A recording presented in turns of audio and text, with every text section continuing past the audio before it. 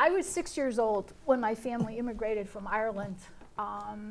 We came in 1957 on the SS America, which is no longer an ocean liner. We came into a dock in Brooklyn. Ellis Island closed in 1954, so we didn't have to go through Ellis Island. When I came, I was in first grade. I spoke English, but with a very heavy Irish accent. If any of you have ever heard an Irish accent, I've got somebody nodding their head. And then you put a 6-year-old with that. The only person in the building that could understand me was the principal. The teachers couldn't, the kids couldn't. So that was an adjustment for me, even though, like I said, I was speaking English. Gradually, over 6 months to a year, it thinned out, and obviously it disappeared, because you don't keep an accent if you come before you're like 13 or 14. When we came at that time, my uncle was the one that sponsored us, so he had to make sure that my father had a job, we had a place to live, and there were schools for us to go to. And he had to prove that to the American government before we were allowed to even board the ship. And we had to get the vaccinations and all the other things that goes along with it. We came in January. The only thing I remember about the trip was being seasick. If you've ever been on a ship in the Atlantic at any point, especially in January, you're going to get seasick unless you have really good sea licks. When we came, like I said, my uncle had to provide an apartment. I actually grew up in Churchill on the corner of Sargent and Elm. The block is no longer there. It was burnt down years and years ago. I went originally to South Chestnut Street School, which is no longer there. It's a playground. You're nodding your head. You remember this because they don't. It's a playground. It's right on the corner of Sargent and Chestnut is where it is. Then I went to Sacred Heart School, and I graduated from there. Went to Hoyle Catholic, went to the Elms, and I started teaching at Peck. So for me, it was pretty easy. Like I said, once my accent disappeared. For my parents, it was tougher, and I really didn't think about it until I was older, because they came, they were in their late 30s, early 40s. They left behind their entire family. My father never saw his mother again, because she passed away a couple of years after we got here. And any of you that have come from another country, I think you can understand that. The only way they would really communicate, they had letters called aerograms. It was really thin paper, and you would write every which way on the letter and then seal it up. We had phones in our apartments, and you won't believe this, but you actually shared lines with other people. Some people, you could have as many as 4 different families on your phone line, and every family had a different ring. That's how you knew it was yours. When you got a little wealthier, then you went down to 2, and then you got a private line. I know it's something, in your case, it would probably be your great-grandparents that would remember that. So my father worked at the Valley Paper Mill, which is right by where I still call the old bridge down going into South Hadley Falls. He worked there for many years. My mother was at home. They kind of stayed with their relatives. Most of my relatives are still in Ireland today, but when they came here, the Irish community stayed together. They would all go and still go to the John Boyle O'Reilly Club in Springfield. You would still play, they still play Irish football. They still play hurling. My father used to hunt and fish, because those were the things he did in Ireland. Both my parents have since passed away. They never regretted coming here, but I have to think how difficult it was, because if they didn't come, my brother and I would have never had the education we had, would have never had the opportunities we had, because things were very, very different in Ireland at the time. Economically, in the 1950s, the country was very poor, which is the main reason we immigrated. It's gone through different cycles. Right now, Ireland's in pretty good shape. I've gone back many times. I was there, 2016, I was there, and that's when we went to Poland, and I went to Auschwitz. I would have loved to have met with those people. That was amazing. The only thing I can say to you, whether you've immigrated or not, whether you're first generation or what, always keep in touch with that family background. I don't care what country it is. If you have another language, keep that language. Travel, learn about any culture and every culture you possibly can. I don't know. And so, you want to open up the question? Or Toby, why don't you start speaking? And Sure. then guys, after Mr. Wilson speaks, and any questions you have, we'll just see where it takes us. Well, my grandparents came over, and I knew about it because my grandmother was my after-school babysitter, and she spoke Yiddish, and I picked up some Yiddish, and Explain what Yiddish is. Yiddish is an amalgam of languages: Hebrew, German, all different languages. It's a mishmash. It's actually a funny language. For example, one of the insults is, "May your children grow like onions with their heads in the ground," and things like that. But in Yiddish, it's a lot funnier. But so my grandfather was back in the early 1900s. Russia was at war with Japan, and the Russians treated the Jewish people very badly. They had what were called pogroms, where their soldiers would go in and burn the villages, and they would conscript these people into the army. They would just take these men from their villages, make them go to the war, and they took my grandfather. He was a bugler. He blew charge and retreated to his village, where they snuck him in a hay wagon, and they snuck him out, and they came to America. And they came here because he had already started dating my grandmother, and her family was here. He worked, he sent a ticket, and he went to meet her at the dock in New York. It was her sister stole the ticket. So he had to work for a couple more years. When they were here, they came and they got married. They grew up on Hampshire and, I think it's Hampshire and Elm. It was the building where Edgar's Market was. Yeah. And that's where they grew up. And Hampshire and Elm. And my father, with my daughters and everything, has always been, they always still remember him telling her that he was born up in the apartment. He wasn't born in a hospital. He was born in the apartment. And he used to walk to school, and they'd walk to, I forget the school, and it was by Wistariahurst. And when he was little, the Harringtons, Monsignor and Bishop, told him that the lions were real, and they would bite him. And then, and they worked, and my grandparents owned a store down on Park Street. They didn't own it. They worked in a store for a gentleman, and I have the papers at home, Louis LaFrance, and he admired their work ethic so much, he loaned them the money to buy a store in a building. And being in Holyoke, that was the Depression in the 20s and everything, and really, it wasn't a good place in Holyoke. There was a lot of what's called anti-Semitism. The Jewish kids would get beat up and they get laughed at, until a guy named Meyer Cohen moved into the neighborhood. He was a famous boxer later on. Mm-hmm. He used to beat up. Once he moved into the neighborhood, they were all happy as clams. But the Jewish people in Holyoke did well. They opened stores and started businesses, and I'm sure some of them worked in the factories and everything. And then they brought over other relatives, and my grandfather and my grandmother's, and that whole crew brought, during the 30s when things got bad in Germany with the Holocaust, they could only get one nephew over. And he didn't speak, my father always told the story, he didn't speak any English, so they brought him to Nick's Nest for hot dogs, and he was scared because he thought he actually was eating a dog.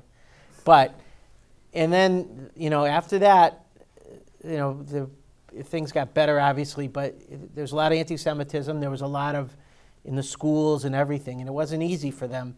But I guess it's something that they, all started businesses and merchants, and there was Jewish people had furniture stores and markets, and there was Waxlers, and on Park Street, which is now Roberto Clemente, there were two synagogues.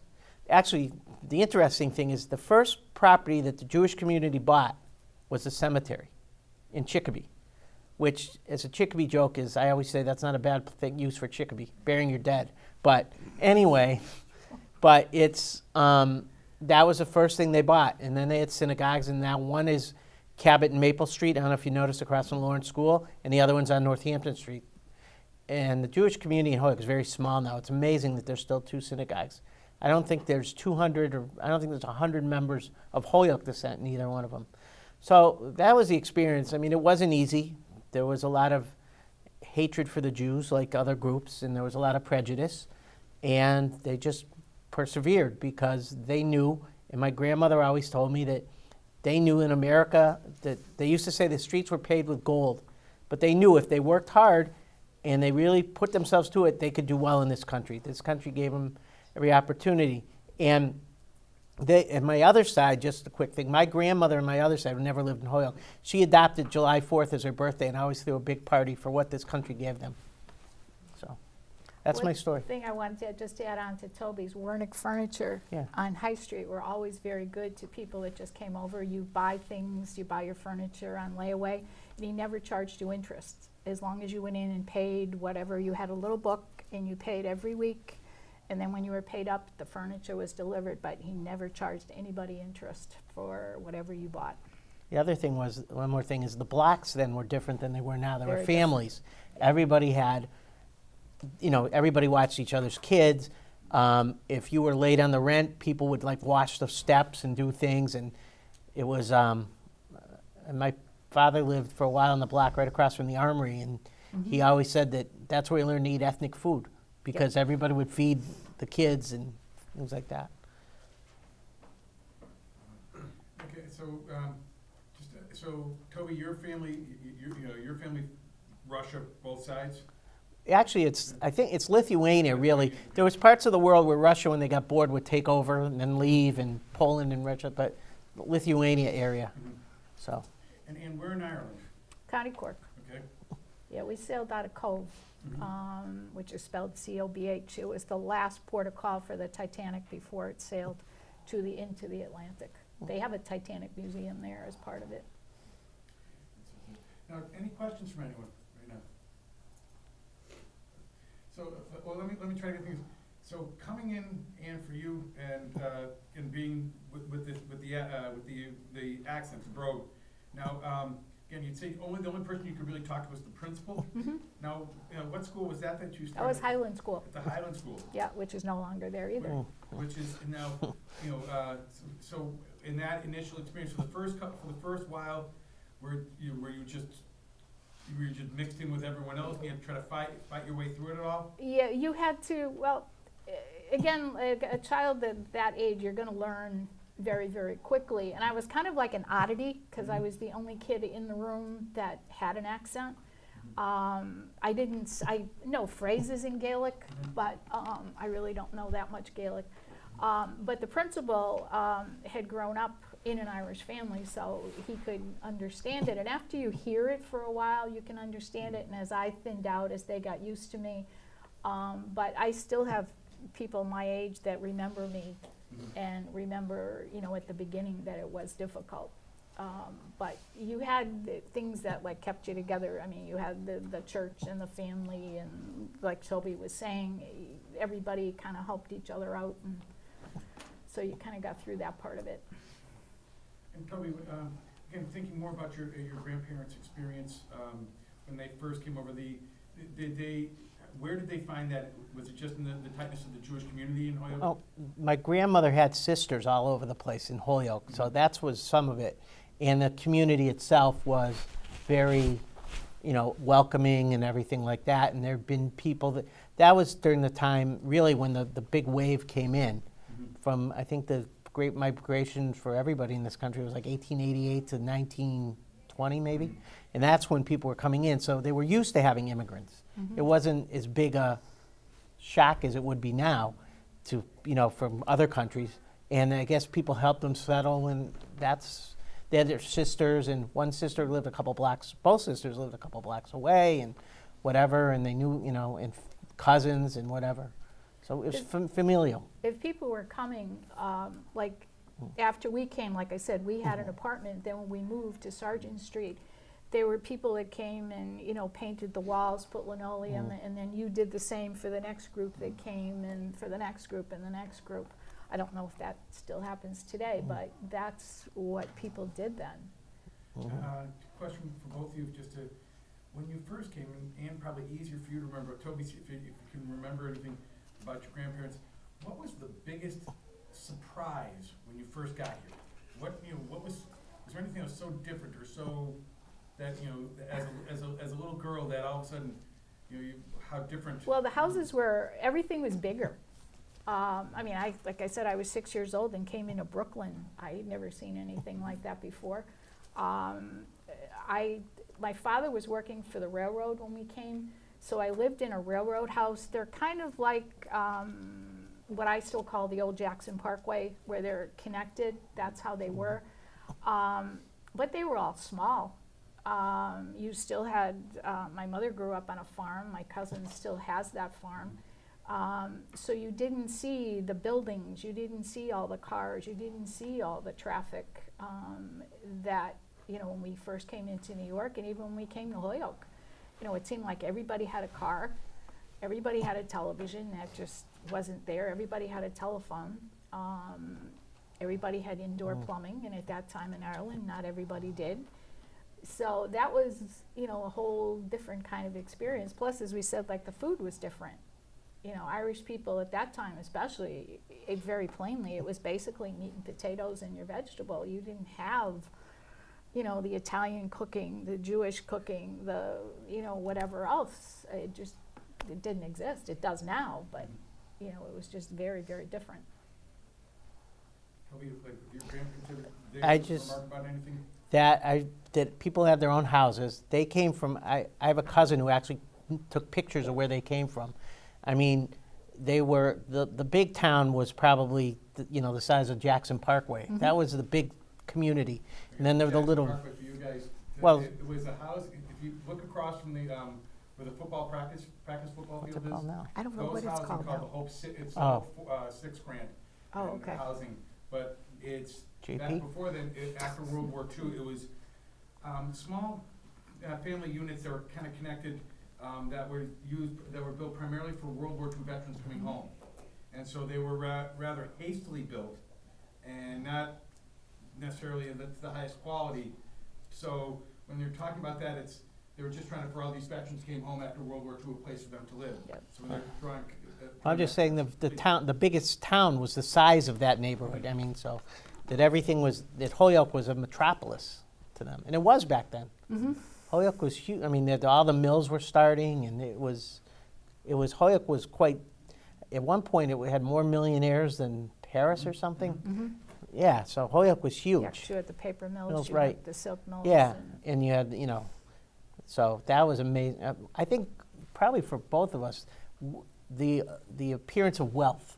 You know, everyone had their own car, their own house, and that was amazing, even back then, you know. And everybody had the Iceman delivered, the milk, they had all the deliveries and all that. They've never heard of an Iceman. I know that. The Iceman, the Ragman. Every once in a Yeah. while on Facebook, Yeah. or you know you're from Holyoke, Right. somebody will post, do you remember the milkman? You go into some of the old houses in the Highlands and you still have the little door where the milkman used to put in the milk. The Ragman, Yep. he used to beat that poor horse to death. The Iceman, I mean, you have no connection with that, but these Right. were all these things, and they would go through the Actually- blocks. The vegetable man would come around. Actually, Mr. Dunhue and I were talking over dinner, when we had dinner at Sam Abrams. We remember when the trash guy used to bring your trash up and down for you and empty it? No, we used to burn it in the incinerator. Oh, yeah, we did that too. That was fun. That became illegal. Yeah. Would come in and take the ash bucket out. Yep. Among other things. We are aging ourselves Yeah. tremendously. I can see it in their faces. That's why it's called history. Yes. Yeah. And that's why you're stuck. And guess what? For your children, grandchildren, you're gonna be the old too. Just keep that in mind. Let's see, I'm trying to figure what, so the other experiences, now, let's expand from your other family members that maybe, other experiences, some maybe negative experiences. Toby, you were talking about the anti-Semitism.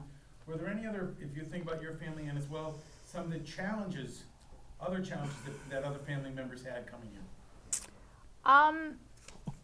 Well, I think the older you came, the less opportunity you had. They weren't my cousins, but they were my cousin's cousins. They came kind of like at the end of high school. So they actually, when they finished high school, went to work in the factories and in the mills. It wasn't until, well, I was at the end of their generation, but I came so young that I was able to go through school, go through high school, and go through college. So their opportunity was kind of limited on what they could do when they came here, but it was still more open than what would happen if they lived in Ireland at that time, because there were no scholarships. The only way you went to college in Ireland at that time was if you were wealthy. And still today, they have these tests. They don't take SATs or ACTs. They take what's called the A levels, the O levels, and that kind of determines where you're going to go to college. But it's more wide open. There's more grants now. There's more scholarships. But depending on the age that you came would decide how open everything was, how easy it was. For our parents, that limited them more because they basically came here to make a living, to make lives better for their children. So my father was actually a teacher in Ireland at one time. He was going to be a Jesuit and then changed his mind, obviously. But so when he came here, you had to be a citizen in order to teach elementary school. So that's when he went to work in the Valley paper mill. And at that time, like we said, the paper mills anybody could get a job in the paper mills. And so he provided for his family and, educated us. But the prejudice against the Irish at that time in the 50s was gone. You didn't see the signs anymore that you read about, no Irish need apply, that just wasn't there.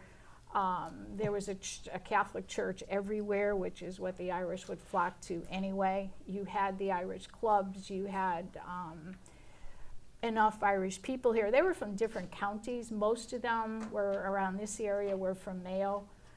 If you lived in the Hungry Hill section of Springfield, you came either from Mayo or Kerry or from the Blasket Islands if you came from that part. But there were very few people from Cork, but the fact that you were still Irish kind of united you. It wasn't, in my family, it wasn't a huge issue. In fact, my sister-in-law is Jewish. When people first came, you're right, they would stay as a group.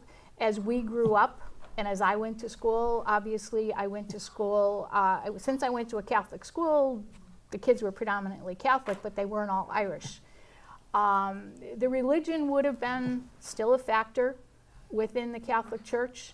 The nationality, not as much. And then, like I said, as you go along in time, that changes. But yeah, when they first came, it was a factor. Absolutely, it was. Within the Jewish community, Toby, if you were The Orthodox Jews, if you married outside, they would put a shawl on and you would be dead to your family. That's how the strict Orthodox did. They would actually take a, what do you call it, whatever you put over a body, I don't know there's a word, and have a ceremony and say prayers as if there was a funeral. And the person who is kind of being disowned, for lack of a Yeah. word, would participate in that funeral. No, he would be the one whose funeral it was. Right, but was he or she present during the funeral? From what I was told, yes, in a way. It was it was like I had an uncle who married an Irish woman back in the 30s, and I don't know what happened. I know it was quite a to-do for a while, It would have but been disowned by both. yeah, I think a baby came and that kind of melted things. Mm-hmm. So, but I just remember I've always heard that they had a funeral service almost, and you'd say the Jewish prayer Kaddish and be dead to them. And that's that's way beyond anything I could ever fathom and deal with, I think. But yeah, it was a real thing. Yeah, it was a horrible thing. Mm-hmm.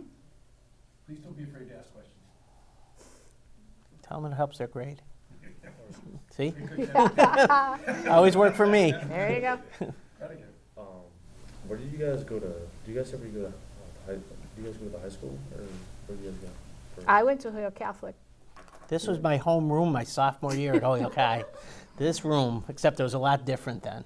Yeah. So yeah, I went to Holyoke High. I taught here, and then I taught here before I retired. Yes. Do you guys still live in Holyoke? I don't. I live in South Hadley because I bought a condo, but up until 4 years ago, yes. Still do. Go Go ahead. ahead. Compared to when you guys immigrated here, do you think the immigration process, because people are still immigrating, do you think it's changed dramatically, or is it very similar to when you guys? I always remember when I was here, we had Russian kids who came in. We had two that I remember. Then actually the synagogues brought them in. And I just remember they had the thick accents. One was Ilya and the other was Alex. and it was a thick, but their English was much better, I think, than most immigrants, and they were, at that point, they were so far ahead of us in the sciences that didn't really, but they had obviously different people. I mean, people, I remember calling them, some of the nitwits I went to high school with would call me, hey, Zukami, and, things like that. They did have, like, everybody's different gets, right? That's the sad part, but I do remember that from them. And now, I remember, Holyoke, there was a thing with Somalis, and they had a pass not to let them come in. They were going to put, so there's an expression, there's this French expression, the more things change, the more they stay the same sometimes. That's my cynicism for the day. Somebody up there has a question. Did you guys get made fun of because of your accents? It was such an oddity when I was little that no. But there were so many Irish people in Holyoke at the time that it wasn't. Before, if I had come, let's say in the 30s, the 40s, yeah, you would have been, because then you would have had the prejudice. But by this time, the Irish were pretty much established, especially in places like Holyoke and Springfield. I mean, I'm obviously 100% Irish, but I have two nieces that are adopted from Vietnam. And they were babies when they came, but, just talking to them, I would be with them and people would, you'd kind of look and you're taken aback and they would, when they were with their parents as well. So they have kind of felt not really a stigma because they live in New Jersey and because they're so close to New York. You have a wide variety of different nationalities. But yeah, every once in a while they get taken aback because people will do a double take when they see one of them with me or with their parents and things like that. First generation that come, especially if they're adults, if they don't speak English, will tend to stay with their language. They will stay with their group specifically. They will not move out of that. Then as you get to the second and the third generation, you start to see that movement. And the second generation will kind of resent the first generation because they don't speak the language of the country that they're living in. That happens to any nationality. Those of you that have come from anywhere, if you're second generation first, will notice that. I think one of the things now that's different than, seems like the first generations really wanted to Americanize themselves. But now I think a lot of people, like, I'm happy that, I'm sure you are too, Ms. Hart, anyway, that, your families kept your cultures and taught the cultures instead of becoming ultra-Americans. I mean, I know that, the holidays and things like that, and my father was in the service in World War II and the MPs came because my grandmother would write them in Yiddish. So, things like that. And they kept the culture. And I learned it from, being, and that's important now. I think you touched on that a little bit in what you said, just keeping your own culture and things and not, what's the word, over-assimilating? Yeah. Right. Yeah, you don't want to do that. Yeah. You want to keep your first, Right. if English is not your first language, by all means keep it as well as English and any other language you can Right. learn. Thank you. You're welcome.